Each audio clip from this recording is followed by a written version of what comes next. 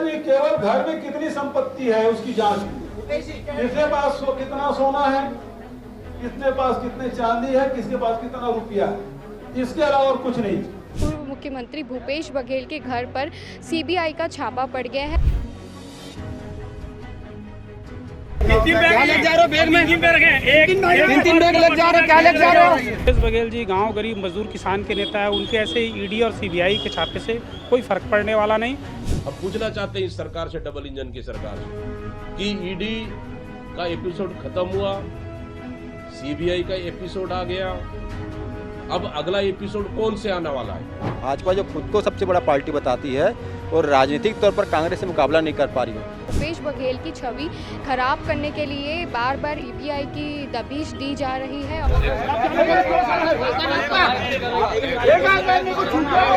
चिंतामणि महाराज जब कांग्रेस में होते हैं तो उनका नाम कोल स्कैम में होता है, ईडी के लोग उनको बुलाते हैं, लेकिन जब वो भारतीय जनता पार्टी की सदस्यता ले लेते हैं उनका नाम उस सूची से हटा दिया जाता है। ईडी में दम होगा तो नरेंद्र मोदी से पूछताछ करे। अमेरिका के राष्ट्रपति ने कहा ना अपने मित्र को 182 करोड़ रुपए दिया हूँ, पूछताछ क्यों नहीं करते हैं? बताया जा रहा है कि कथित तौर पर महादेव सट्टा ऐप के मामले में सीबीआई का छापा पड़ा है।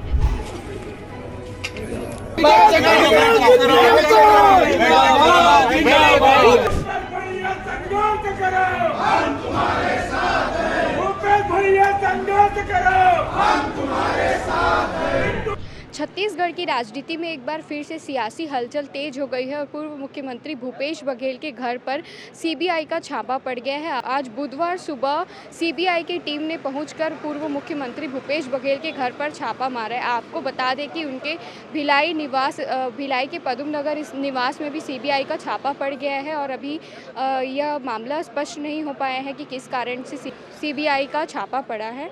आप देख सकते हैं कि हम अभी पूर्व मुख्यमंत्री के सरकारी आवास के बाहर खड़े हुए हैं और अंदर में सीबीआई की टीम है जिसकी जांच जारी है। पूर्व मुख्यमंत्री भूपेश बघेल भी अंदर हो सकते हैं और अभी सीबीआई की जो टीम है वो उनसे पूछताछ कर रही है और अभी भारी मात्रा में अभी पुलिस बल भी तैनात किए गए हैं उनके घर पर और अभी जांच जारी है और यहाँ पर भारी मात्रा में भूपेश बघेल के समर्थक मौजूद है। तो आइए हम उनके समर्थकों से जानने का प्रयास करते हैं कि उनका क्या कहना है। आप इस छापेमारी को किस नज़रिए से? देखिए, केंद्र सरकार के खिलाफ मुखरता से जो लड़ता है, केंद्र सरकार के खिलाफ जो उनके गलत नीतियों के खिलाफ हमला करता है, भूपेश बघेल जिस प्रदेश और देश के बड़े नेता हैं वो हर मुद्दे पर, हर जनहित की बात को उठाते हैं और हर मुद्दे पर केंद्र सरकार की गलत नीतियों का विरोध करते हैं। तो ये मुंह बंद करवाने की साजिश है, मगर ये उनकी बहुत बड़ी भूल है।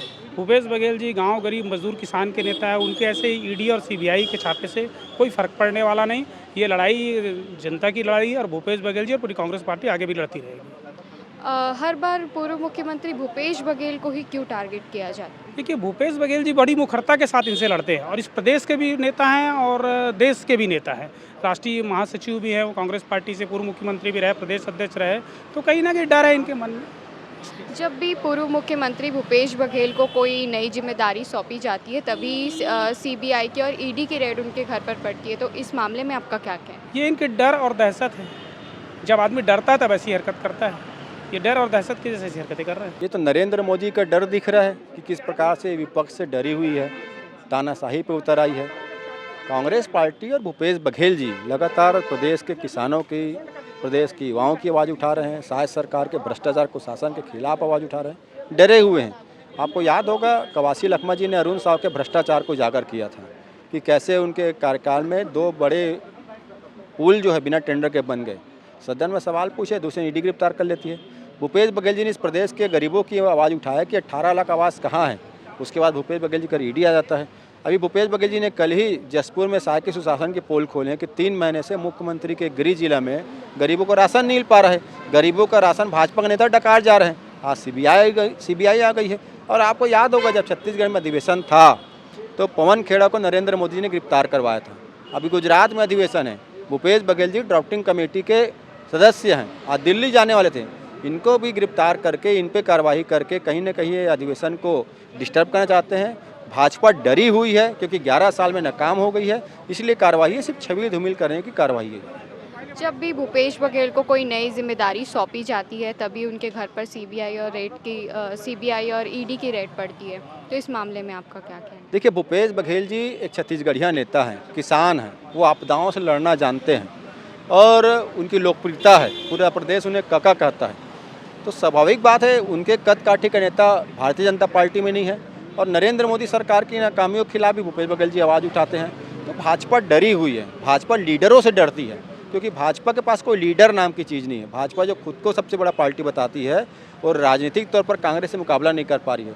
ईडी, सीबीआई ये तो सब कठपुतली होती सरकार की, उसका दुरुपयोग करके अगर ये सोचते हैं कि विपक्ष को डरा लेंगे, पत्रकारों को डरा लेंगे, कुणाल कामरा को डरा लेंगे, रवीश कुमार को डरा लेंगे, नेहा राठौर को डरा लेंगे, तो ये धोखे में हैं। ये भारत की भूमि है, यहाँ वीर पैदा होते हैं जो अंग्रेज़ों से नहीं डरे। हम इन निकम्मी सरकारों से क्यों डरेंगे? भारत का संविधान है, संविधान का सम्मान करते हैं, संवैधानिक संस्थाओं का सम्मान करते हैं, लेकिन संवैधानिक संस्थानें जो भाजपा की इशारे पर काम करी गलत है। हम न्यायालय में भी जाएंगे, जनता की भी अदालत में लड़ाई लड़ेंगे और हम आपके चैनल के बाद संदेश दे रहे हैं, डरपोक भाजपा के नेता होंगे, कांग्रेस नेता और कार्यकर्ता डरते नहीं। क्या कहना है आपका, ये सीबीआई की जांच है वो कब तक चलेगी? ये तो जब तक नरेंद्र मोदी जी रहेंगे तब तक चलेगी, ये ख़त्म होने वाली जांच थोड़ी ना है। जब कहीं चुनाव आएंगे, सब बिहार में चुनाव है और पूरे प्रदेश में भारतीय जनता पार्टी की थू हो रही, क्योंकि ये बिहारवाद को छत्तीसगढ़ में लाना चाहते हैं और छत्तीसगढ़ में आवाज़ उठ रही इस बिहारीवाद वाली सरकार के खिलाफ। हम किसी के संस्कृति या राज्योत्सव का विरोधी नहीं है, लेकिन हमारे छत्तीसगढ़ राज्य का जब उत्सव हुआ तो क्या बिहार में मनाया गया था? क्या कि भाजपा केंद्रीय कार्यालय में मनाया गया था? तो जो भारतीय जनता पार्टी इस प्रदेश को बिहारवाद क्यों लेना चाहती है, इससे पूरे प्रदेश में थू हो रही है और सभी लोग कह रहे हैं कि छत्तीसगढ़िया नेता भूपेश बघेल है। इससे डरे हुए लोग भूपेश बघेल जो छत्तीसगढ़िया नेता है उसे छवि खराब करने का काम कर रहे हैं और जब तक नरेंद्र मोदी प्रधानमंत्री रहेंगे सीबीआई जो है विपक्षी नेताओं का घर घूमेगी। अरे सीबीआई में दम होगा, ईडी में दम होगा तो नरेंद्र मोदी से पूछताछ करे। अमेरिका के राष्ट्रपति ने कहा ना अपने मित्र को 182 करोड़ रुपये दिया हूँ, पूछताछ क्यों नहीं करते हैं? गौतम अडानी 2000 करोड़ रुपये की रिश्वत देने का आरोप लगा, इससे पूछताछ क्यों नहीं करते? जज के करोड़ों रुपए आग में जल जाते हैं, इसके पूछताछ क्यों नहीं करते? अरे शाह जी से पूछताछ करना चाहिए कि 1 साल से 1.25 साल से मुख्यमंत्री है, महादेव सट्टा प्रदेश में चल रहा है, 11 साल से नरेंद्र मोदी प्रधानमंत्री है, देश में महादेव सट्टा चल रहा है। सीबीआई को पहले उनसे पूछताछ करना चाहिए, जो केंद्र सरकार ने उसको लाइसेंस दिया, उसे टैक्स लेते हैं, उससे जो सीबीआई वो गेमिंग ऐप के लिए जो टैक्स वसूलते हैं उनसे पूछताछ करें ना। तो ये सिर्फ नरेंद्र मोदी जी के फोटो लेकर आए हुए हैं और फोटो देख के कार्रवाई के खाना पूर्ति कर रहे हैं। सीबीआई का काम ऐसा हो गया है जैसे छत्तीसगढ़ में यातायात पुलिस चौक चौराहे में खड़ी होती ना, ये सीबीआई, ईडी और आईटी जो है ना भाजपा के इशारे पर हर कांग्रेस नेताओं कार्यकर्ताओं घर के आसपास खड़ी मिलेगी आपको। कहना है आपका सीबीआई की छापेमारी को लेकर? देखिए, भारतीय जनता पार्टी की जो केंद्र की सरकार है वो अपने विपक्षी दल के जो नेता हैं उनको डराने के लिए, बैकफुट पे ले जाने के लिए, दबाव में लाने के लिए इस तरीके के हथकंडे लगातार अपनाती रही है। ये कोई पहला मामला नहीं है या कोई अनूठा मामला नहीं है। इससे पहले भी महाराष्ट्र की बात कर लें, अजीत पवार के साथ यही घटना हुई थी। प्रधानमंत्री जी वहाँ पर चुनावी सभा लेते हैं, कहते हैं कि अजीत पवार ने 8000 करोड़ का घोटाला किया, इसको तो मैं सलाखों के पीछे डालूंगा, इसका जो स्थान है वो जेल के पीछे है। पंजाब प्रधानमंत्री जी जब बंगाल जाते हैं तो यही बात शुभेंदु अधिकारी के लिए कहते हैं, शारदा चिटफंड घोटाले में जो आरोपी थे। लेकिन बात यह है कि जब यही नेता भारतीय जनता पार्टी की सदस्यता ले लेते हैं तो उनके खिलाफ जो जांच होती है वो सारी जांच जो है वो खत्म हो जाती है।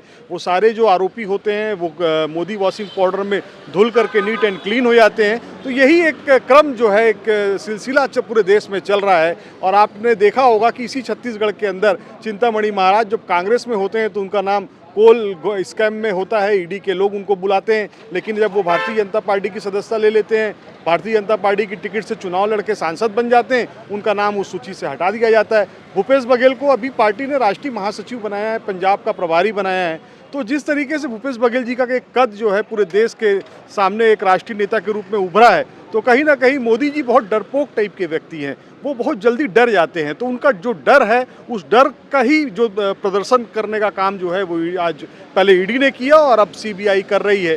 भारतीय जनता पार्टी की सरकार के 3 जमाई हैं, ईडी, आईटी और सीबीआई। तो ये अपने तीनों जमाइयों का बखूबी उपयोग कर रही है विपक्ष के नेताओं को डराने के लिए।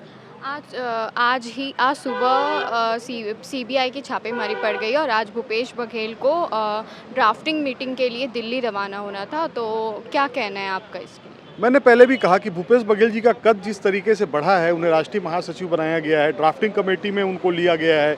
अभी अहमदाबाद में जो हमारा सम्मेलन होने वाला है उसमें उनको अहम जिम्मेदारियां दी गई हैं। इससे पहले भी जब यही सम्मेलन जो है, जब कांग्रेस पार्टी की सरकार छत्तीसगढ़ में थी तो पिछला सम्मेलन जो है वो रायपुर में हुआ था, तो उस दिन भी उस सम्मेलन को रोकने के लिए कहीं ना कहीं ईडी के और आईटी के छापे पड़े थे। तो ये केंद्र सरकार का एक फैशन बन गया है कि जब भी अगर विपक्ष का नेता जो है वो उनके खिलाफ डट करके मुकाबला करने के लिए खड़ा होता है तो उनको इस तरीके से बैकफुट में ढकेलने का प्रयास ये लोग करते हैं। अभी माननीय प्रधानमंत्री जी का 30 तारीख को प्रस्तावित छत्तीसगढ़ का दौरा भी है, आप देखिएगा वो आएंगे और इस वाक़ये का जिक्र करके अपनी सभाओं में सनसनी पैदा करने का काम करेंगे। इससे पहले भी 8 साल पहले एक मामले में भूपेश बघेल जी को सीबीआई ने ऐसे ही फ्रेम करने का काम किया था, लेकिन लंबी कानूनी लड़ाई के बाद कोर्ट में वो मामला नहीं टिका। और हम तो कहते हैं ना कि सत्य परेशान हो सकता है, पराजित नहीं। एक बार फिर से भूपेश बघेल जो है वो बेदाग साबित होंगे। हर बार भूपेश बघेल को ही घेरे में क्यों लिया जाता है? क्योंकि ये लोग जानते हैं कि छत्तीसगढ़ में अगर इनकी जो निकम्मी और नाकारी सरकार है उसको कोई व्यक्ति उखाड़ के फेंक सकता है तो वो भूपेश बघेल हैं। तो भूपेश बघेल की क्लीन छवि को किस तरीके से डेंट किया जाए, किस तरीके से उनके स्वच्छ चेहरे को बदनाम किया जाए, क्योंकि भूपेश बघेल किसान परिवार से आते हैं और ये वही छत्तीसगढ़ है जब कांग्रेस की सरकार आने से पहले लगातार इसी प्रदेश के अंदर किसान आत्महत्या किया करते थे, लेकिन उनकी पीड़ा को भूपेश बघेल ने समझा और हमने जब किसानों के जेब में पैसे डालने का काम किया तो ये सिलसिला रुका। और यही कारण है कि आज भारतीय जनता पार्टी को भी हमारी शुरू की हुई योजनाओं को आगे बढ़ाना पड़ रहा है और यही कारण है कि वो लोग भूपेश बघेल से इसीलिए डरते हैं।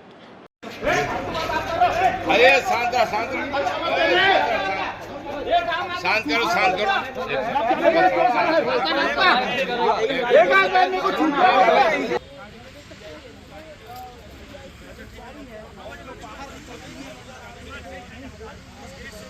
गाड़ी को मूव करवाया गया है और एक गाड़ी जो है देख सकते हैं कृष्णा गाड़ी जो है वो यहाँ से निकल रही है और इसके निकलने का सिलसिला इसके